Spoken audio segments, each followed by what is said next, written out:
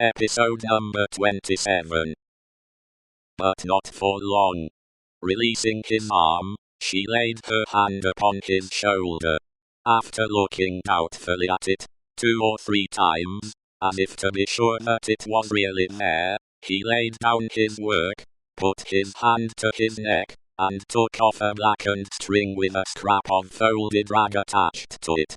He opened this, carefully, on his knee, and it contained a very little quantity of hair, not more than 1 or 2 long golden hairs, which he had, in some old day, wound off upon his finger. He took her hair into his hand again, and looked closely at it. It is the same. How can it be? When was it? How was it?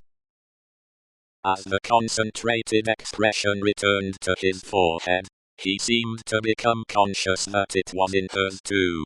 He turned her full to the light, and looked at her.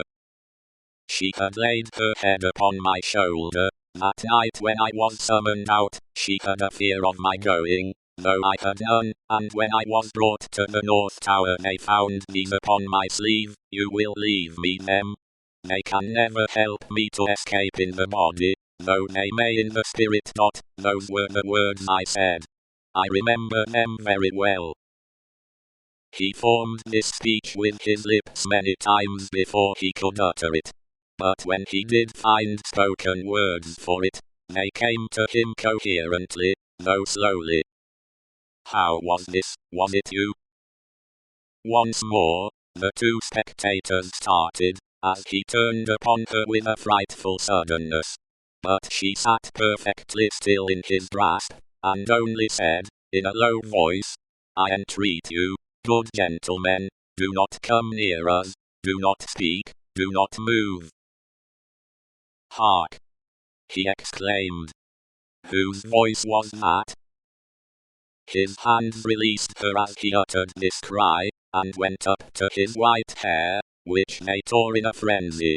It died out, as everything but his shoemaking did die out of him, and he refolded his little packet, and tried to secure it in his breast, but he still looked at her, and gloomily shook his head. No, no, no, you are too young, too blooming. It can't be. See what the prisoner is. These are not the hands she knew, this is not the face she knew, this is not a voice she ever heard. No, no. She was, and he was, before the slow years of the North Tower, ages ago. What is your name, my gentle angel? Hailing his softened tone and manner, his daughter fell upon her knees before him, with her appealing hands upon his breast. Oh, sir, at another time you shall know my name, and who my mother was, and who my father, and how I never knew their hard history. But I cannot tell you at this time, and I cannot tell you here. All that I may tell you, here and now, is, that I pray to you to touch me, and to bless me. Kiss me, kiss me. Oh my dear, my dear.